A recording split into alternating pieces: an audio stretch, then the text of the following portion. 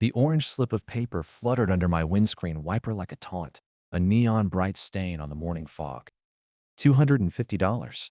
I stared at the fine, the steam from my coffee rising to meet the chill air, while the rhythmic, metallic click-clack of a retractable ruler echoed from across the hedge.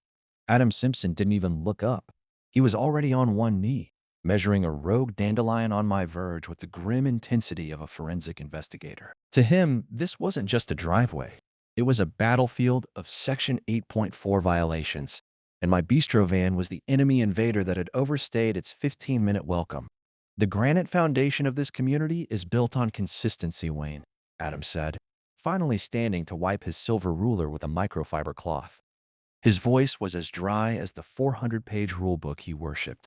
I reminded him that I'd been his neighbor for a decade, that I'd saved him the corner booth every Friday night and catered his wife's birthday for free, but his expression remained a terrifying blank. He simply tucked his clipboard under his arm and informed me that personal history was a variable, while the bylaws were a constant. If the fine wasn't paid by Friday, he'd initiate a lien on my house. He marched away with a stiff, military gait, leaving me alone with my unauthorized van and a simmering heat in my chest that had nothing to do with the coffee. I watched him go, my grip tightening on my mug until my knuckles turned white. Adam loved his rules, his standards, and his perceived power over every blade of grass in Oak Creek. But he'd forgotten one crucial detail. He was still a creature of habit. Every Friday at 7 o'clock, he sat at table 4 in my restaurant, expecting the finest osso buco in the county and the subservient smile of a grateful local business owner. As I plucked the orange citation from my windshield, I felt a jagged, cold smile spread across my face. Adam wanted to talk about standard operating procedures and right of admission. Fine. By the time he showed up for dinner, I'd have a brand new set of rules waiting for him, and they didn't involve a measuring tape. Today's story is from Wayne Newell, a man whose life is measured in the warmth of a wood-fired oven and the quiet satisfaction of a perfectly hosted evening. As the owner of the town's most beloved bistro and its premier golf course, Wayne has spent decades building spaces where people come to relax, connect, and escape the pressures of the world. He isn't a man who seeks out conflict, but he possesses a fierce, quiet pride in the community he has helped foster. A pride that makes him the only person in Oak Creek with the spine to stand up when a neighbor's obsession with rules begins to suffocate the town's spirit. Before we dive in, if you like stories like this, smash that like button now. Comment below on where you're listening from and what you would have done if you were in Wayne's situation. Would you have the level of pettiness up to 11 over a simple $250 fine? Or would you have tried to appeal the fine with the HOA board? Or would you have done something completely different? Leave your thoughts below. But now, let's hear Wayne's story as told in his own words. The ruler was made of brushed aluminum, and from the way the morning light glinted off its etched millimeter markings, I knew Adam Simpson was at it again. Most people in Oak Creek Estates woke up to the sound of birds or a distant lawnmower. I woke up to the silhouette of my neighbor on his hands and knees auditing my lawn. I stood at my kitchen window, the coffee pot hissing behind me, watching him work. He wasn't gardening. He was performing a forensic investigation of a single patch of Kentucky bluegrass. 3.5 inches, I could almost hear him thinking, his brow furrowed as if he'd discovered a structural crack in the earth's crust. He stood up, brushed the dew from his crisp khaki trousers, and adjusted his spectacles with a look of profound disappointment. To Adam, a stray dandelion wasn't just a weed. It was a personal insult to the granite foundation, the 400-page book of bylaws he'd spent 10 years turning into a weapon. I watched him turn the corner of my driveway and stop dead. My heart sank. There, sitting in front of my garage, was the white Mercedes-Benz Sprinter van from the bistro. I'd hauled 3 crates of premium veal and a dozen flats of heirloom tomatoes inside at midnight after our fridge went down, and I'd been too exhausted to move the van back to the restaurant lot. I knew exactly what was coming. Section 8.4, no commercial vehicles on residential driveways for longer than 15 minutes. I stepped onto the porch, coffee in hand, trying to get ahead of the storm. The air was crisp, smelling of pine and damp earth. A beautiful morning that was about to be ruined by a man with a clipboard. "Morning, Adam? Early start?" I called out, trying for a tone of breezy indifference. He didn't wave. He didn't even smile. He just tapped his watch and pointed to the van with his silver ruler. 6:22 a.m., Wayne. This vehicle has been registered in the security gate log since yesterday evening. That's a level 1 violation. I've already recorded the timestamp and the license plate. The bistro's fridge died, Adam, I said, walking down the driveway to meet him. I tried to keep my voice level, the way I do with a difficult customer who thinks their steak is too rare. I was saving thousands of dollars in perishables. I had to move the stock in the middle of the night. I'm moving it in 5 minutes, as soon as I finish this cup. The rules don't have a perishable clause, Wayne, Adam replied. His voice was flat, clipped, and utterly devoid of neighborly warmth. He looked at the van like it was a pile of burning tires. The granite foundation is built on consistency. If I allow your van here today, tomorrow the Millers will park a boat, and by next week we're living in a trailer park. We are the stewards of this community's aesthetic value.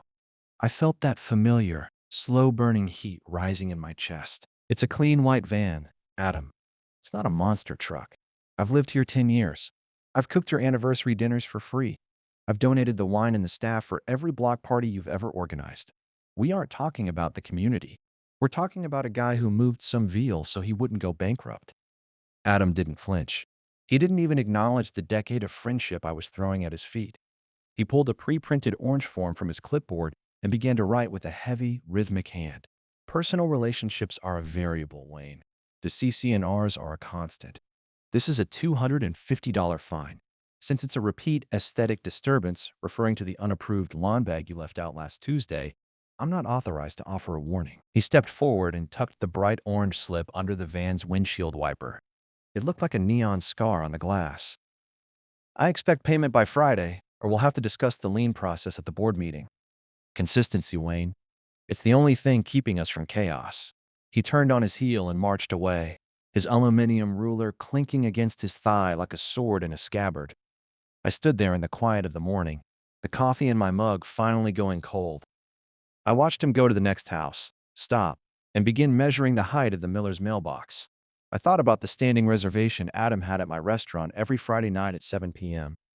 I thought about the way he always demanded the corner booth and expected me to come out of the kitchen personally to hand grind his pepper.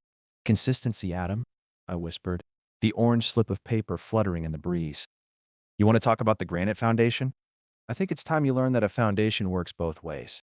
If you can't have me as a neighbor, you certainly can't have me as a host. I pulled the fine from the windshield and went back inside. I didn't go to the bank. I went to the kitchen and called my head waiter. Marco, I said, staring out the window at Adam's perfectly manicured lawn. Cancel the 7 p.m. for Simpson this Friday. In fact, cancel them all. We're updating our standards tonight. Friday at Newell's Bistro was usually my favorite time of the week. The air was a thick, intoxicating fog of roasted garlic, seared veal, and the rhythmic clinking of expensive crystal. From my station in the kitchen, I watched the dining room hum like a well-tuned engine. But tonight, my mind wasn't on the risotto. It was on the clock. Table 4 needs their starters, boss, my head waiter Marco whispered as he leaned over the pass. I see it, I said, my eyes fixed on the front door. Is the special ready at the hostess stand? Marco grinned, tapping a small, laminated card tucked next to the guest registry. Printed, laminated, and ready for its debut. You're really going to do it, aren't you? The Granite Foundation demands consistency, Marco, I said, echoing Adam Simpson's own words with a grim smile. I'm just following the rules of the house.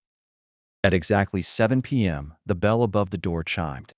Adam stepped in, looking like the king of a very small, very suburban castle in his crisp navy blazer and pleated chinos. Beside him was his wife, Amelia. She wore a silk-wrapped dress and a look of profound anxiety that made my heart ache just a little. She'd spent the last 3 days trying to convince Adam to just pay the fine and apologize. I knew this because my sister-in-law at the hair salon had heard all about it. But Adam had treated her concerns like a poorly drafted bylaw amendment, rejected on arrival. Adam marched toward the hostess stand, not even bothering to wait for the teenager standing there to look up. Simpson, party of 2, he announced, his voice carrying over the soft jazz. Our usual corner table. And tell Wayne I'm in the mood for the osso buco tonight. I hope he's kept the meat as fresh as his driveway violations. He laughed at his own joke. Amelia didn't. She looked like she wanted to melt into the floorboards. I took a breath, wiped my hands on my apron, and stepped out from behind the line. Good evening, Adam. Amelia, I said, my voice level and professional. Newell. Adam nodded, checking his watch as if he were timing my arrival. The fine is in the mail. No hard feelings, I hope. Business is business after all. I couldn't agree more, I said. I picked up the clipboard from the stand, the same one Adam used to wield like a scepter in our cul-de-sac, which is why I've had to perform a comprehensive audit of our guest registry this afternoon. Unfortunately, Adam, you've been flagged for a code of conduct infraction. The restaurant went strangely quiet. The table nearest the door, occupied by the town's chief of police, slowed their chewing. Even the clatter of the kitchen seemed to dim. Adam's brow furrowed. What are you talking about? I've been a gold member here for 5 years. I'm afraid that status has been revoked, I said. I pulled out the laminated sign. According to the new Newell's Bistro patronage standards, individuals who demonstrate excessive bureaucratic hostility or predatory measuring of neighbors' lawns are considered a violation of our dining room aesthetic. Adam blinked, his mouth opening and closing like a landed fish. Is this a joke? Section 1.1. The owner reserves the right to refuse service to anyone who makes the community a miserable place to live. I read aloud, my voice clear and steady. I'm sorry, Adam. Your presence is non-compliant with the vibe of this establishment. You're an eyesore. This is illegal. You're discriminating against me, Adam shouted. A few people at the bar started to snicker. Not at all, I said calmly. I'm discriminating against your behavior. You told me on Monday that personal relationships are irrelevant to the rules. These are my rules. This is my granite foundation. And right now, you're standing on it. I'm going to have to ask you to leave. Wayne, please, Amelia whispered, her eyes shiny with embarrassment. I looked at her, and for a second, I felt the weight of our old friendship. Amelia, you are welcome here anytime. We have a seat for you at the bar, on the house. But Adam stays out. This is ridiculous. Adam's face went from pale to a shade of beetroot that would have made a sous chef proud. I'm the president of the HOA. Do you have any idea how much influence I have? I know exactly how much influence you have, I said, leaning in so only he could hear me. You have the power to fine me for a trash can, but I have the power to make sure you never eat a decent meal in this town again. Now, get out before I call the police. And since the chief is sitting at table 6, he won't have to travel far. Adam looked around. He saw the smirks. He saw the chief of police carefully studying his wine glass, refusing to make eye contact. He saw the wall of fame, where his own picture as a frequent diner had been replaced by a high-definition photo of a very tall, unmowed patch of grass. Adam grabbed Amelia's arm, but she pulled away. I'm staying, Adam, she said, her voice trembling, but firm. I'm hungry, and I'm tired of being the most hated person in the neighborhood because of your ruler. The silence in the restaurant broke. Someone in the back started to clap, then another. Within seconds, the room was filled with the rhythmic sound of 50 people applauding Adam Simpson's exit. Adam turned on his heel, his face contorted in a mask of pure, silent rage. He slammed the door so hard the bell fell off the hook and clattered to the floor. I picked up the bell and handed it to Marco. Put that back up, I said, a cold fire in my chest. We're going to need it. I think the war has just officially moved to the front lines. I woke up on Saturday morning feeling lighter than I had in months. The sun was streaming through the kitchen window, hitting the spot where I usually saw Adam's silhouette pacing the property line. Today, the street was quiet. I knew Adam was likely stewing in his study, probably drafting a 20-page manifesto on the collapse of civilized dining. But I had other plans. In a town like Oak Creek, a restaurant isn't just a place to eat. It's the nervous system of the community. I'd spent 20 years feeding the people who ran this place, the mechanics, the bankers, the guys who paved the roads. Adam thought his power came from a clipboard. I knew mine came from the fact that I knew exactly how everyone liked their steak. I decided to run a few errands. It was time to see if the Wayne Newell standard had any legs outside the bistro. My first stop was Miller's Hardware and Garden. I needed a few bags of mulch, but mostly I wanted to see Big Greg. Greg had been my best friend since primary school. He'd also been playing poker at my house every Wednesday for 2 decades. As I pulled into the lot, I saw Adam's pristine SUV idling near the entrance. He was stomping toward the door, looking like he was on a mission to complain to the manager. I hopped out of my van and followed him in at a distance. Morning, Greg, Adam barked, slapping his loyalty card onto the counter. I need 2 gallons of the glyphosate alpha. And check the price. The last time I was here, you overcharged me by 4 cents on the mulch. I've got the receipt right here. Greg didn't look at the card. He didn't even look at Adam. He was very busy reorganizing a display of galvanized nails, his massive arms folded like oak beams. We're out, Greg said flatly. Adam blinked. Out? I can see the pallet of it right there behind the swinging doors. There are at least 20 jugs. Greg leaned over the counter, his beard shadowing the registers. That pallet is reserved. Special order. For customers with a neighborly grade of B or higher. Yours just hit an F, Adam. Wayne tells me you're issuing liens over delivery vans now. That doesn't sit right with my inventory. This is a place of business, not a popularity contest, Adam sputtered, his face turning that familiar shade of beetroot. Funny, Greg mused, looking past Adam to give me a subtle wink. Wayne said the same thing when you fined him for being a hard worker. Turns out, my hardware store has a new vibe policy too. You don't fit the brand, Adam.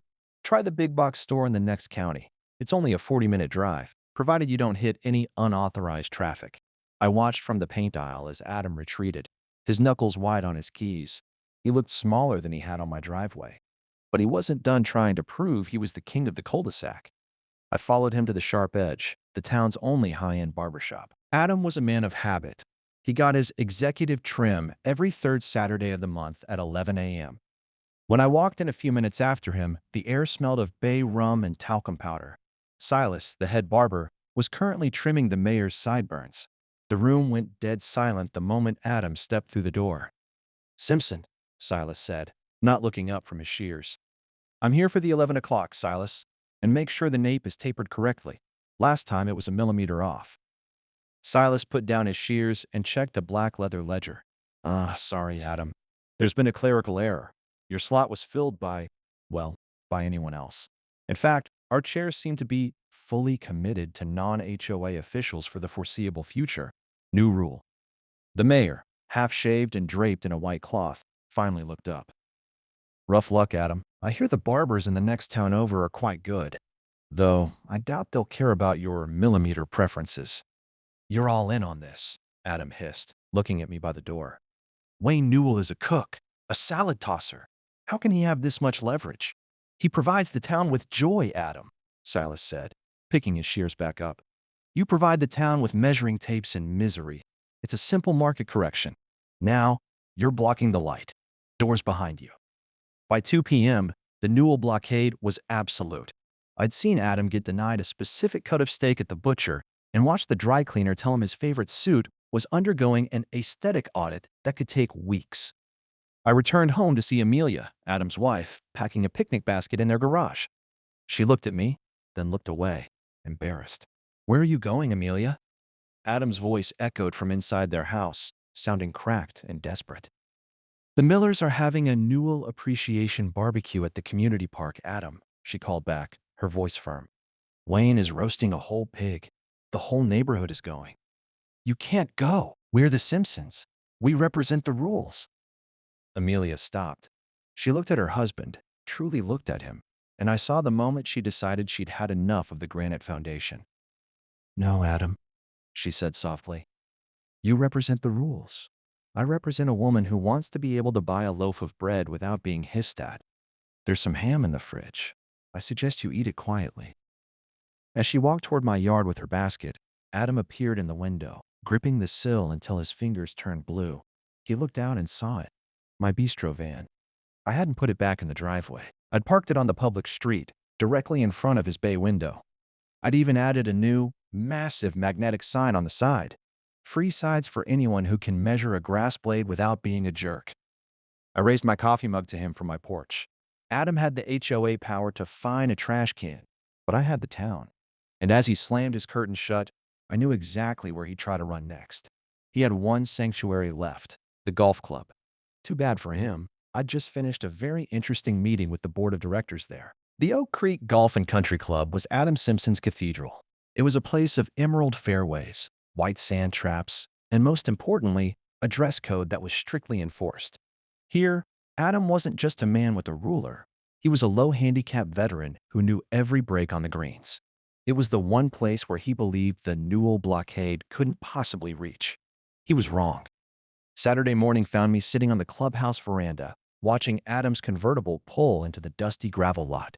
He was dressed in his Saturday best, a lavender polo, tailored white shorts, and golf shoes so polished they practically blinded the valets. He looked like a man who had finally found his safe haven. I watched him march toward the pro shop, a bounce in his step that suggested he thought he'd escaped my reach. Problem with the sensor, Mr. Simpson?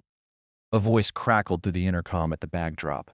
It was Toby, a 19-year-old college kid who usually treated Adam with the terrified reverence one might show a hungry shark. Today, Toby sounded oddly relaxed, leaning back in his chair with a smirk. "Toby, don't be ridiculous," Adam snapped, swiping his membership card for the third time. "The gate isn't responding. Be a good lad and buzz me through. I have a 7:15 tea time with Bill and Henry." "Ah, geez, sir. I'd love to, really," Toby said, suppressed laughter in his voice. "But the system has flagged your account. It says here your social compliance profile is under review. I'm barred from manual overrides for level 4 risks." "Level 4 risk? I'm the HOA president. I'm a founding member." "Sorry, sir. Orders from the top. You'll have to park in the overflow lot and speak to the new owner." I watched Adam's face turn a dangerous shade of purple from my vantage point. He parked his car in the overflow gravel, stomping toward the clubhouse with his golf bag clattering over his shoulder. He looked like he was ready to declare war on the very grass beneath his feet. As he reached the putting green, he saw Bill and Henry, the town's chief of surgery and the local bank manager. They were his usual foursome, the men he traded HOA gossip with while lining up birdies. "Bill? Henry?" Adam called out, his voice desperate. "You won't believe the glitch in the gate system. These kids today have no respect for the founders." Bill suddenly became very interested in the grip of his putter. Henry checked his watch, refusing to look up. "Actually, Adam, we're running a bit late for our tea time," Bill said, his voice strained. "And, we've already filled the 4th spot. Sorry." "Filled it? We've played every Saturday for 6 years." "Yeah, well," Henry muttered. "Things change. Rules of the game, right? Anyway, good luck with whatever this is." They practically jogged toward the first tee, leaving Adam standing alone on the manicured grass. It was the most satisfying thing I'd seen in a decade. "Mr. Simpson?" I called out, standing up and leaning over the railing.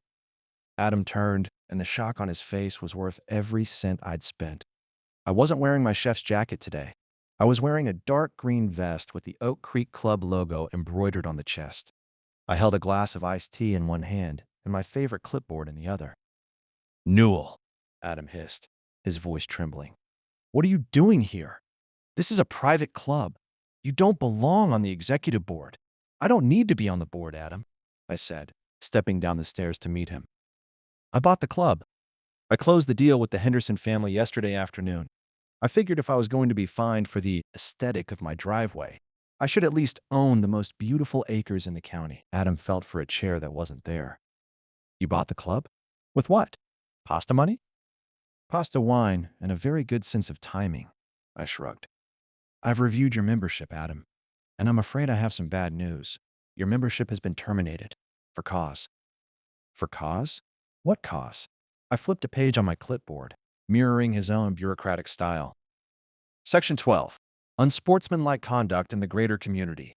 It appears you've been causing unnecessary friction with the local residents. As the owner, I've decided that your presence on the course is a hazard to the mental health of our other members. You're being issued a formal trespass notice." "You can't ban me from the club, Newell. I have a contract." "The contract has a good character clause, Adam. You wrote it yourself when you were on the advisory board 3 years ago. Remember? You used it to kick out that guy who parked his RV in the lot." I gave him a smile that didn't reach my eyes. "I'm just applying the granite foundation to the clubhouse. No exceptions." I signaled to 2 large groundskeepers who had been coincidentally trimming the hedges nearby. They dropped their shears and started walking toward Adam with purpose. "Toby will mail you a prorated refund for the month," I said, turning back toward the clubhouse to enjoy my tea. "But I'd leave now. These boys take unauthorized access very seriously. They might even use a ruler to see how far off the property they have to escort you." I watched as the man who lived for the rules was led away from his sanctuary in front of the entire Saturday morning crowd. He looked back one last time at the ninth green, the perfect, rolling hill he had mastered 1,000 times. And I knew right then that I hadn't just taken his golf game. I'd taken his throne. Adam Simpson did not handle defeat well. I spent Sunday morning watching his house from my porch, and the lack of movement behind his heavy velvet curtains told me everything I needed to know. He was in there, hunkered down in his study, probably highlighting the Oak Creek Estate CCNRs until his fingers bled. I knew that if he couldn't win with a handshake, he'd try to win with a paper trail. "He's looking for a loophole, Wayne," Amelia said as she walked past my yard, carrying a tray of lemon squares for the neighborly barbecue I was hosting. She looked exhausted, her eyes darting back to her own front door. "He's been up all night. He has the original town charter spread out on the dining table like a war map." "Let him look," I said, leaning back in my Adirondack chair. "I've got a war map of my own." The plan was simple: total regulatory saturation. Adam intended to find every microscopic flaw in my property and bury me in fines until the cost of the bistro couldn't cover the interest. But I knew the one thing Adam hated more than a broken rule was a rule he couldn't control. Around noon, Adam finally emerged. He looked like a man who hadn't slept or showered, his hair slightly disheveled, but he was clutching a stack of notice of immediate violation forms like they were holy relics. He marched down his porch steps, eyes locked on my driveway, ready to deliver his vengeance. But he stopped dead at the curb. The air left his lungs in a sharp, indignant hiss. I hadn't parked my bistro van in the driveway. I'd moved it to the asphalt of the public street, positioned perfectly so that it sat exactly in the center of Adams Bay window view. And I had spent the previous evening at the wrap shop. The van was no longer a plain white Mercedes. It was now a high-gloss, neon green advertisement that could probably be seen from space. "Newell's Bistro, home of the $250 trash can special," it screamed in bold purple letters. Below the text was a giant, high-definition photo of a steaming plate of my signature lasagna.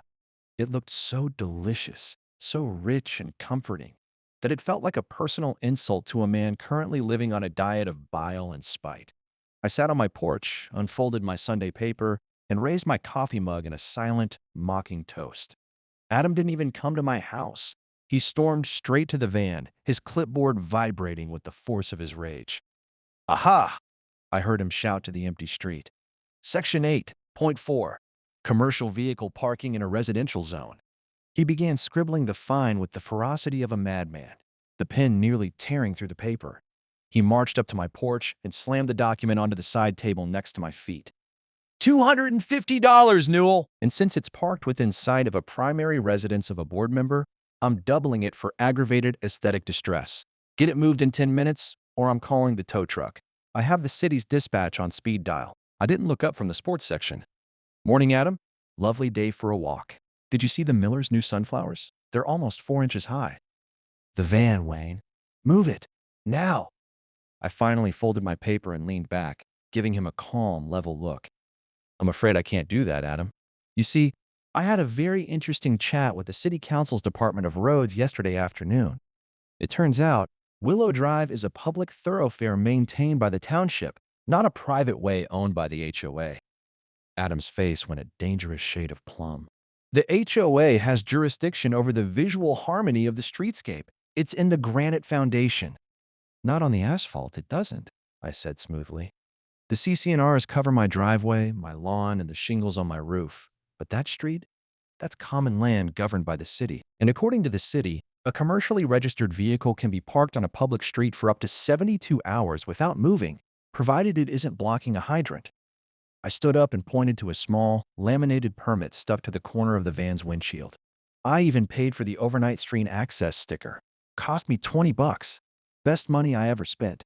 I think I'll move it 6 inches every 3 days just to keep the timer fresh. You're going to be looking at that meatball every time you drink your morning tea for the rest of the year." Adam felt the ground shifting beneath his feet. I could see the panic in his eyes, the realization that the street, the very arteries of his kingdom, didn't belong to him. "I'll have the bylaws changed," Adam shrieked, his voice cracking. "I'll call an emergency board meeting tonight. We'll annex the street." "You could try," I said, walking to the edge of my porch. "But I think you'll find the board is a bit occupied." I sent them all a VIP tasting menu invite for tonight at the bistro. compliments of the chef. I believe they're currently enjoying the truffle risotto and talking about how much they hate unnecessary litigation. Adam looked at the van. He looked at the giant neon meatball staring back at him. He realized that every time he looked out his window to admire his perfect neighborhood, he would be forced to see my success and my utter lack of fear. He retreated into his house and slammed the door so hard my porch light flickered. I sat back down, picked up my paper, and felt the warm sun on my face. Adam Simpson was alone in his fortress, and for the first time in his life, the rules offered him no comfort. But I knew him too well. He wouldn't quit. He'd just find a bigger hammer. And as I looked at the original town charter peeking out of his bin later that evening, I knew exactly what he was planning. He was going for the nuclear option. I didn't sleep well that Sunday night. Even with the meatball billboard parked out front, I knew Adam Simpson wasn't the type to retreat and lick his wounds. He was the type to burn the forest down just to catch a rabbit. By Monday morning, the neighborhood felt different, heavy, like the air before a lightning strike. I was at the bistro prepping for lunch when the first text came through from Big Greg at the hardware store. Wayne, Simpson is on the move. He's going door to door with folders. He looks like he's just found the Holy Grail. By midday, I knew exactly what he'd found. Adam hadn't just been highlighting the bylaws. He'd been digging into the original 1984 town charter, back when Oak Creek was just a blueprint in a developer's briefcase. He'd found a recreational buffer clause that stated the golf course land was intended for the broad interests and accessibility of the residents. By banning the HOA president, Adam was arguing that I had forfeited my private status and that the land should be returned to the community. He was calling for a hostile annexation. The emergency board meeting was held that evening in the community center. The air was thick with the smell of stale coffee and the buzzing energy of 200 people who had been promised a miracle.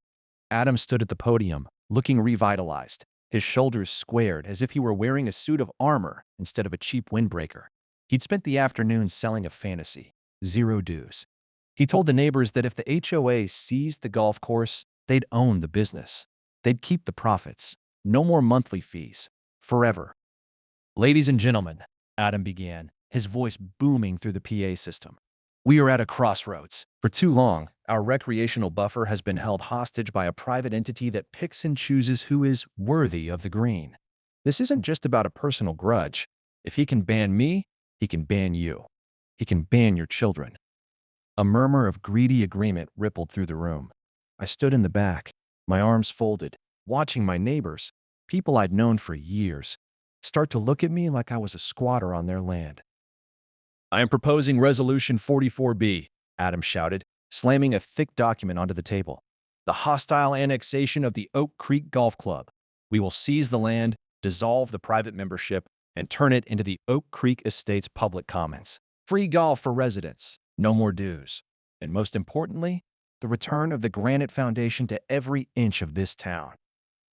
The room erupted into applause. I felt a cold chill settle in my gut.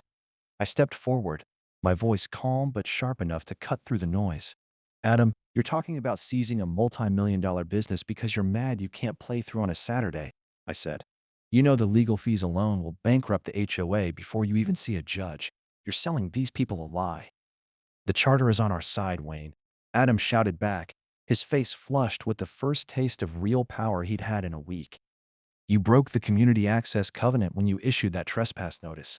You played your hand, and now I'm taking the house. The board members looked at each other. They were supposed to be my friends, but the lure of zero dues was too strong. They voted. Resolution 44B is moved to a formal vote in 7 days, the vice president announced, refusing to meet my eyes. The gavel struck the table, and Adam looked back at me with a terrifying, triumphant grin. He thought he had me. He thought he was about to become the king of the back nine. I walked toward the exit, but I stopped at the podium just as Adam was packing his briefcase. You really want this land, don't you, Adam? I asked, low enough that only he could hear. You want the responsibility of every blade of grass, every pond, and every bit of dirt on that property? I want justice, Wayne, he hissed. I want the rules to win. Be careful what you wish for, I replied, a small, dark idea beginning to form in the back of my mind. Because owning a golf course isn't just about the view, it's about what's underneath it. And trust me, You aren't ready for what's underneath mine. I walked out into the cool night air, leaving Adam basking in his temporary glory. He thought he'd won the war. He didn't realize he just signed up to be the primary owner of a very expensive, very toxic nightmare. I sat in my darkened office at the clubhouse, the glow of my laptop screen the only light in the room. Outside, the moon hit the 18th green, making it look like a sheet of hammered silver. It was beautiful, but all I could see were the legal fees. Adam's annexation plot was a desperate, shaky reach. But in a small town, shaky was enough to tie me up in court for the next 10 years. He didn't need to win. He just needed to make me bleed money until I had to sell the bistro to pay the lawyers. He wants the land, I whispered to the empty room. He wants to own every grain of sand in the bunkers. Fine. Let's make him terrified to touch the dirt. I knew Adam. He didn't just love rules. He loved being the man who knew the secret rules. He lived for the high of having inside information that nobody else had. To stop the vote, I didn't need a better lawyer. I needed a better ghost story. The plan went into motion on Tuesday morning. I didn't call the bank or the city council. Instead, I called my sister-in-law, Margot. Margot owned Margot's Maine, the hair salon that functioned as the town's central intelligence agency. If you wanted a secret to stay secret, you didn't tell Margot. If you wanted a secret to travel at the speed of sound, you told her it was confidential. Margot, I said into the phone, how would you like to help me save the bistro? All you have to do is be indiscreet. Wayne, darling, indiscreet is written on my business cards, she chirped. Who's the lucky target? The queen of the cul-de-sac. Amelia Simpson has an appointment at 2, doesn't she? Roots and a trim. She's been in 3 times this week just to vent about how stressed Adam is. Perfect. I'm sending over a manila folder with my delivery driver. Leave it on your station. Just make sure she sees the top secret stamp while you're fetching her a coffee. At 2:15 p.m., Amelia Simpson was draped in a black plastic cape, her hair damp and smelling of Margot's expensive rosemary treatment. Margot was bustling around, humming a tune, when she accidentally knocked a thick folder off her side table. The papers spilled across the floor, fanning out right at Amelia's feet. Oh, goodness me, Margot gasped, fluttering her hands like a panicked bird. Don't look at those, Amelia. It's private business for Wayne. He's absolutely devastated, poor man. He's been in tears. Amelia, naturally, was already leaning down, her eyes locked onto a letterhead I'd spent 3 hours perfecting on the bistro's high-end menu printer, Department of Environmental Remediation and Subsurface Toxicity. There were maps of the golf course, but I'd overlaid them with jagged red X's and yellow biohazard icons. Margot, what on earth is this? Amelia asked, her voice dropping to a terrified whisper.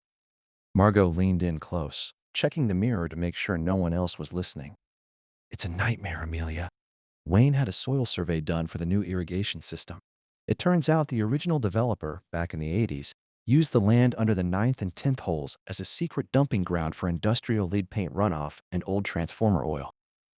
Amelia gasped, her hand flying to her throat. The cleanup costs? Margot whispered, her eyes wide. The state says whoever owns the land is legally liable for the remediation. Wayne's looking at $12 million. He's praying the HOA does take the land. It's the only way he can walk away from the debt without going to prison. Margot scooped up the papers with theatrical haste. You didn't see that, okay? If word gets out, the property values in Oak Creek will drop to 0. We'll all be living in a Superfund site. I watched from the bistro window across the street as Amelia ran out of the salon 10 minutes later. Her hair was still half wet, pinned up in a messy clip, and she was fumbling for her car keys like her life depended on it. She didn't look like a woman who just had a relaxing spa day. She looked like a woman who'd just discovered her retirement fund was buried in toxic sludge. I turned to Marco, who was polishing glasses at the bar. How's the toxic soil file looking on the backup drive, Marco? Like a masterpiece, boss, Marco grinned. The fake signatures from the EPA inspector were a nice touch. Good, I said, taking a slow sip of espresso. Now we just wait for the pillow talk to start. Adam Simpson loves a secret. Let's see how much he loves this one when he realizes he's about to annex a $12 million disaster. The seed was planted. I hadn't fired a single legal shot, but I knew that by dinner time, Adam's nuclear option was going to start looking a lot like a suicide mission. I spent the rest of the afternoon on my front porch, nursing a cold bottle of beer and watching the Simpson driveway. It was the kind of stillness you only get before a massive storm.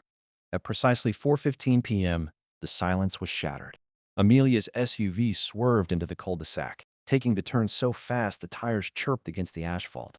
She didn't even bother to pull into the garage. She killed the engine right in the middle of the drive and practically tumbled out of the driver's side. Her hair was a damp, frizzy catastrophe, half processed, smelling of Margot's chemical treatments, and looking like she'd been caught in a wind tunnel. But she didn't seem to care about the aesthetic standards of Oak Creek today. She sprinted for the front door, fumbling with her keys as if the pavement were made of hot coals. Hook, line, and sinker, I thought, taking a slow, satisfying sip of my beer. Through the large bay window of their dining room, I watched the silhouettes move like a shadow play. Adam was standing over his maps, probably positioned in his favorite command and control stance, likely dreaming of where he'd install the Simpson Memorial putting green. Then the whirlwind hit. Amelia burst into the room, and I saw her silhouette gesturing wildly, her hands flailing toward the golf course, then down toward the floor as if pointing into the depths of the earth itself. Inside that house, I knew the script by heart because I'd written it. Amelia was whispering the secret, like it was a death warrant for their entire lifestyle. She was laying out the legend of the 1980s developer, the rusted drums of transformer oil, the lead paint runoff, and the $12 million Superfund cleanup that was lurking beneath the pristine grass of the ninth hole. She was painting a picture of my desperation, how I was secretly cheering on the annexation so I could offload a toxic liability onto the unsuspecting neighbors. I saw Adam's silhouette go perfectly still, stiffening as if he'd been struck by lightning. He reached for his magnifying glass, leaning over his meticulously drawn zones as if he could detect the chemical leaching through the vellum. "Adam, stop!" I could almost hear her shouting through the glass. "You're not seizing a trophy. You're seizing a tombstone." Adam sat down heavily in his high-backed leather chair, the pride draining out of his posture. The zero dues dream didn't just evaporate. It turned into a nightmare of litigation, environmental audits, and total financial ruin. If the HOA annexed that land, every homeowner in Oak Creek, including the Simpsons, would be legally and financially tethered to a toxic pit. The property values wouldn't just drop, they'd be deleted. An hour later, the sun had dipped below the horizon, but the lights in the Simpson house were still blazing like a lighthouse. Adam was pacing the length of the dining room, his aluminium ruler clinking rhythmically against his leg. A nervous, metallic tick I knew meant his brain was trapped in a bureaucratic loop. He didn't call me. He didn't call the city council. To do so would be to admit he'd been tipped off, and Adam Simpson always preferred to move in the shadows of his own supposed brilliance. He was a man who lived for the gotcha moment, and right now, he thought he'd discovered the ultimate trap. He thought I was playing the long game, baiting him into a hostile annexation so I could walk away clean while he spent the next 20 years in bankruptcy court. I stood up, stretched my back, and walked to the very edge of my porch, looking out over the dark, quiet expanse of the course. I knew the soil was as clean and healthy as the day it was created. "Enjoy the nightmare, Adam," I whispered toward the glowing window across the street. "Because tomorrow, you have to find a way to tell 200 greedy neighbors why you're taking away their free golf. And the best part is, you can't tell them the real reason without making your own house worthless." I went inside, locked my door, and slept better than I had in a week. The granite foundation wasn't just cracking. Adam was currently taking a sledgehammer to his own pedestal, and he was too arrogant to realize I was the one who had polished the handle for him. The atmosphere inside the Simpson household had shifted from bureaucratic coldness to a twitchy, high-alert paranoia that I could feel from across the street. For 3 nights running, the blue light of Adam's tablet flickered against the study curtains until 4 in the morning. I knew exactly what he was doing. He wasn't measuring grass heights anymore. He was a man possessed, frantically scouring the digital depths for Superfund liability law, piercing the corporate veil, and joint and several environmental responsibility. He was looking for a way to keep his name and his bank account off a $12 million cleanup bill that didn't actually exist. "He's barely spoken a word to me," Amelia whispered to me over the garden fence on Wednesday morning. She looked like she hadn't slept either. Her eyes were darting nervously back to her own front door as if she expected Adam to jump out with a subpoena. "He just keeps pacing the hallway, muttering about toxic easements and personal indemnity." "Wayne, If what I saw at the salon is true, we're ruined. Our house, our retirement, it's all we have. Why are you so calm? I looked at her, and for a fleeting second, I felt a twinge of guilt. I liked Amelia. But then I looked past her at the spot on my driveway where Adam had knelt with his ruler to fine me for working too hard, and the guilt evaporated. Amelia, I said, my voice steady, I've told you I'm doing everything in my power to handle the situation. Just tell Adam to trust his instincts. He's a man of the rules. He'll know what to do. By Wednesday afternoon, Adam had moved from silent panic to a state of frantic, sweating de-escalation. I took my lunch out to the porch and watched the show. He was pacing the sidewalk in front of his house, his phone glued to his ear, his free hand chopping the air in desperate, jagged motions. I knew he was calling the board members he had spent the last week radicalizing. He had spent days convincing them that the golf course was a gold mine. Now, he had the impossible task of convincing them it was a landmine without admitting he'd been tipped off by hearsay. But Adam, I heard the Vice President John bellow through the phone. Adam had it on speaker, likely because his hands were shaking too much to hold it steady. John's voice carried easily across the manicured lawns. You told us on Monday this was the greatest victory in the history of Oak Creek. You said zero dues was the dream. Now you're telling me we need a 20-year fiscal impact study and an independent structural audit? What the hell is going on? The dream has evolved, John, Adam stammered, his voice cracking like a dry twig under a boot.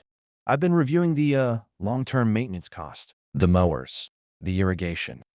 It turns out the grass at the club is a very temperamental breed. High maintenance, possibly dangerous to the HOA's liquidity. We could be looking at special assessments that would make your eyes bleed. Dangerous? It's grass, Adam. We've been playing on it for 20 years. It's a liability, John. We need to pull back. I'm drafting a motion to indefinitely postpone the vote pending a complete geological and fiscal survey. Adam's biggest problem was that I hadn't stopped moving while he was busy retreating. While he was trying to cool the board down, I was busy heating the neighborhood up. I'd made sure a few of my regular customers, the ones who couldn't keep a secret if their lives depended on it, overheard a private conversation at the bistro's bar. It's a real shame, I'd said to Marco, loud enough for half the dining room to hear. I was finally coming around to the idea. If the HOA takes the land, I get a massive payout, and I don't have to worry about the overhead anymore. It's the only way to save the town's budget, really. But I hear Adam Simpson is trying to block it at the last second. I guess he just doesn't want the regular residents having the same access to the greens that he does. Pure elitism, if you ask me. By Wednesday evening, the irony was a thing of beauty. A small crowd of neighbors, the very people Adam usually ruled with an iron fist, had gathered on the sidewalk in front of his house. They weren't there for a budget meeting. They were there to protest. They wanted their free golf. And they viewed Adam's sudden hesitation as the ultimate act of betrayal by a man who wanted to keep the granite foundation all to himself. I stood on my porch, leaning against a pillar, watching the chaos unfold. Adam stood behind his heavy velvet curtains, a terrified, flickering silhouette, watching the mob he had created turn on him. He was caught in the perfect vice. If he took the land, he believed he was signing his own financial death warrant. If he didn't, he was a social pariah who had teased his neighbors with a fortune only to snatch it back. He was the only man in Oak Creek who knew the truth, and that knowledge was a weight that was slowly dragging him under.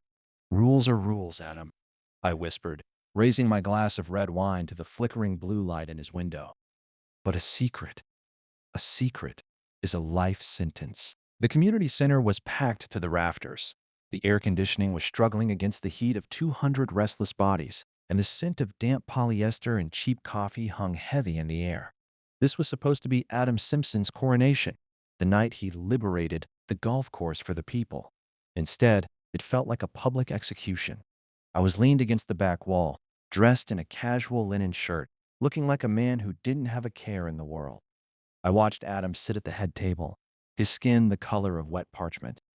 He kept adjusting his tie, which looked less like silk and more like a noose. Every time he looked at the crowd, he saw the faces of people he had promised a financial miracle. He caught my eye, and I gave him a small, almost imperceptible nod. Your move, Adam. Order! Order in the room! The Vice President John shouted, slamming the gavel. We are here to vote on Resolution 44B, the hostile annexation of the Oak Creek Golf Club. President Simpson, the floor is yours for the final recommendation. Adam stood up. His legs looked like they were made of jelly. He approached the microphone, and the feedback squealed, causing the front row to wince. He looked out at the sea of eager faces, his neighbors, his subjects, and I could see the sheer terror in his eyes. He wasn't seeing voters. He was seeing a mob of future creditors. Fellow residents, Adam began, his voice thin and reedy. As your president, my primary duty is the preservation of the Granite Foundation, and that means fiscal responsibility, total, unyielding caution. Get on with it, Adam, someone shouted from the back. Sign the papers. We want the free golf. Yes, about that, Adam stammered, wiping a thick bead of sweat from his upper lip. Upon further and more rigorous analysis of the the sub-budgetary maintenance requirements, I have decided to recommend an immediate veto on this resolution. The room went dead silent for exactly 2 seconds. Then, the explosion happened. A veto? You're the one who proposed it. You promised us no more dues. What happened to justice for the community, Simpson? Adam held up his hands, desperate to calm the rising tide. He couldn't tell them the truth. If he mentioned toxic soil, the local newspapers would have it by morning, and his own house would be worth the price of a used sedan. There are environmental complexities, Adam shouted over the din, his voice rising to a frantic pitch. Hidden liabilities. The grass, you see? It's not just grass. It's a financial sinkhole. If we take this land, the special assessments could be astronomical. Thousands per household. Liar, a neighbor screamed. Wayne says the course is profitable. You just don't want the commoners on your private green. Adam looked at me, his eyes pleading for a lifeline. I just raised an eyebrow and took a slow, deliberate sip from my water bottle. John, the vice president, leaned over and hissed something into Adam's ear. Adam shook his head violently. He was trapped in a cage of his own making, and the bars were made of 12 million imaginary dollars. I can't allow it, Adam shrieked into the mic. The meeting is adjourned. We need a 20-year study. He didn't wait for a second. He grabbed his briefcase, nearly knocking over the American flag behind him, and bolted for the side exit. He ran through the parking lot to his SUV as the sound of 200 people booing followed him like a physical weight. He had saved his bank account, but he had just incinerated the only thing he actually loved, his authority. I walked out the front door, lighting a cigar as I watched his taillights vanish into the night. The Granite Foundation hadn't just cracked. Adam had just blown it up himself. The silence in Adam Simpson's study was heavy, broken only by the rhythmic, obsessive ticking of a grandfather clock that Adam had personally calibrated to the atomic clock. Usually, that tick brought him peace, a reminder that time, like the neighborhood, could be mastered. Tonight, it sounded like a hammer striking a coffin nail. Adam sat in the dark. He hadn't turned on the lamps because he couldn't bear to see the highlighted maps of the golf course still spread across his desk. They were a map of his defeat. He had tried to be a savior, a strategist, a titan of the Granite Foundation, but instead, he was just a man hiding from his own neighbors. There was a soft, sharp rap against the French doors leading to the rear terrace. Adam didn't move. His heart hammered against his ribs. Go away, Amelia, he croaked. I'm calculating the legal ramifications of the adjourned meeting. I need absolute silence for the projections. It's not Amelia, Adam, and your projections are off by several $1,000,000. Adam froze. He knew that voice. It was deep, resonant, and carried the faint scent of wood smoke and expensive wine. He stood up, his joints protesting, and pulled back the heavy velvet curtain. I was standing on the stone terrace, backlit by a silver moon. I wasn't wearing a chef's jacket or a golf vest. I wore a casual cashmere sweater and held a single, slim manila folder. Adam unlocked the door with trembling hands. You've come to gloat? To stand on my property and tell me how much you enjoyed watching me be booed by people I've served for a decade? I didn't come to gloat, Adam. I came to perform a final audit, I said, stepping into the room without an invitation. I didn't wait to be asked to sit. I simply stood by the desk, looking down at his maps with a look of mild pity. I tossed the folder onto the center of the desk, It landed with a soft, final thud. Adam looked at it as if it were an unexploded bomb. What is this? Another fake environmental report? Another leak from the salon? I paused, a small, weary smile playing on my lips. I walked over to the grandfather clock and watched the pendulum swing. Fake? That's a very binary way of looking at it, Adam. I prefer to think of it as narrative-based marketing. But you're a man who likes precision. So let's be precise. The soil is fine. The only thing toxic on that golf course is your handicap and your ego. Adam's jaw dropped. The air in the room felt thin, as if I were sucking the oxygen out of the space. You, you manufactured the entire crisis. You lied to my wife. You let me believe I was sitting on a catastrophe. I didn't let you believe anything, I said, my voice dropping to a low, dangerous growl. I stepped into the light of the desk lamp, my face etched in hard shadows. I gave you a choice. I knew exactly how your mind worked. I knew that if you heard a secret, you'd keep it. I knew that if you saw a rule, you'd obsess over it. I didn't lie to you, Adam. I just gave you enough rope to hang yourself with the granite foundation. I leaned over the desk, my presence filling the small study. But here's the problem, Adam. In your frantic, sweating panic to save your own skin tonight, you stood up in front of 200 residents and a local journalist. You told them the land was complex. You called it a financial sinkhole. You hinted at environmental liabilities. I tapped the folder. That is called slander of title. By publicly attacking the integrity of my property, you've devalued the Oak Creek Golf Club. My real estate lawyer spent the last hour drafting a preliminary brief. If I file this, I'm suing you personally. Not the HOA, not the board, but you, Adam Simpson. We're looking at $5 million in damages for loss of business and brand equity. Adam collapsed into his leather chair.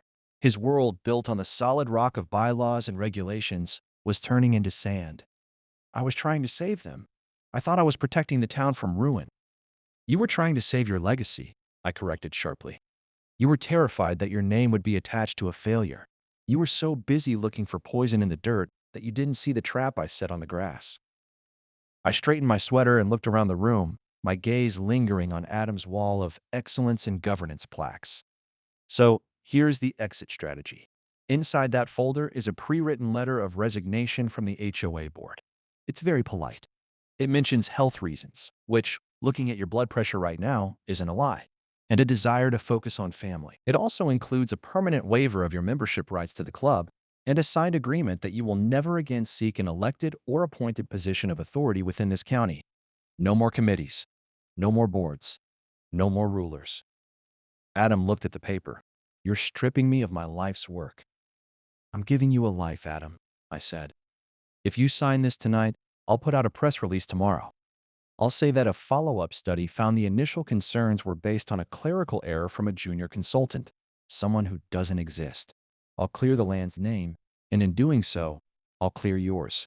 You get to keep your house. You get to keep your pension. You get to fade into the background. And if I refuse? Adam's voice was a whisper of its former self. I leaned in one last time, my eyes cold and unwavering. Then I file the suit at 9 a.m. I'll call for a forensic audit of every single fine you've issued in the last 10 years.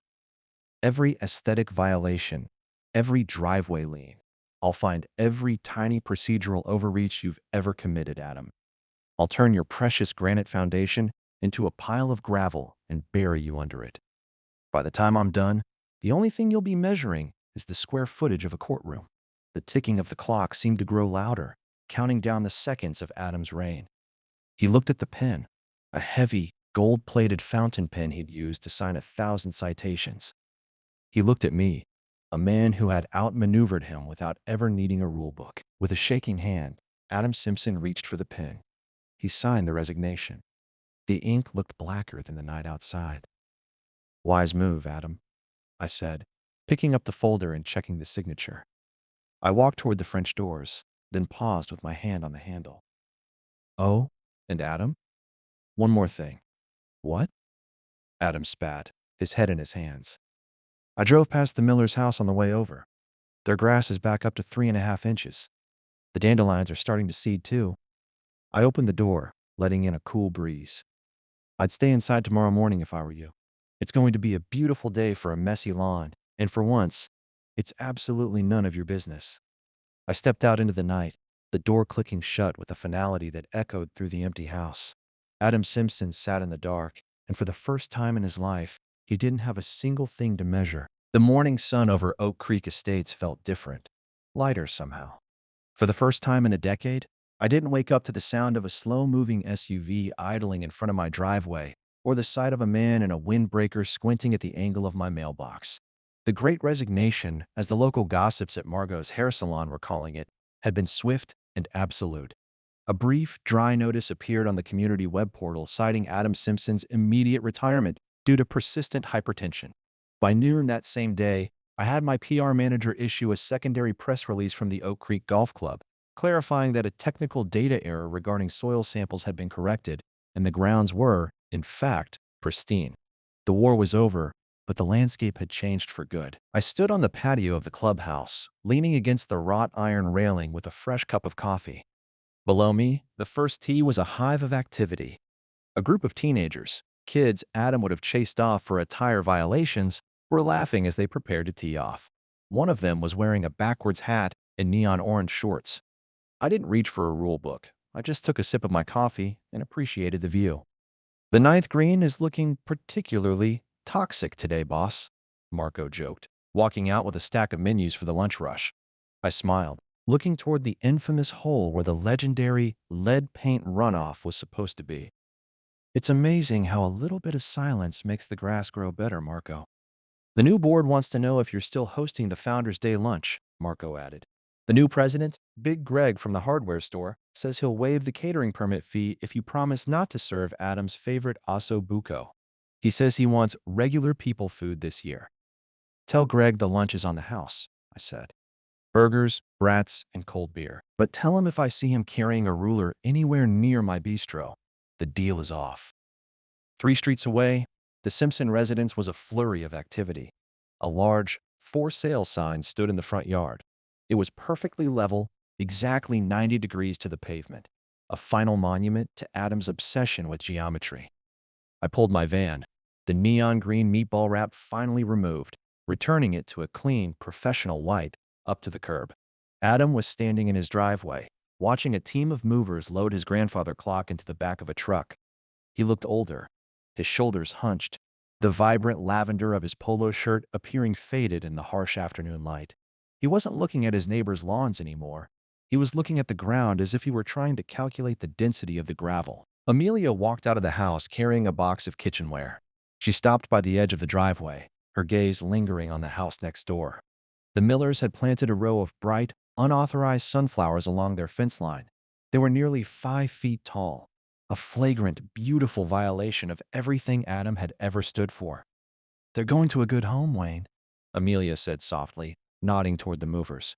"The new place doesn't have an HOA. It's just woods. Adam says he wants to study the natural order of things." "Woods," I muttered, looking at Adam. "I've heard the forestry department is very lax about undergrowth. It'll be a whole new world for him." "It'll be quiet," she corrected, giving me a small, weary smile of thanks. I walked up the driveway and held out a small, square cardboard box. It was warm and smelled of garlic, oregano, and toasted crust. "Moving day is always a mess," I said, handing the box to Adam. "Thought you might need some lunch. It's a margarita pizza, standard 12-inch diameter. Crust is exactly half an inch thick." Adam looked at the box, then up at me.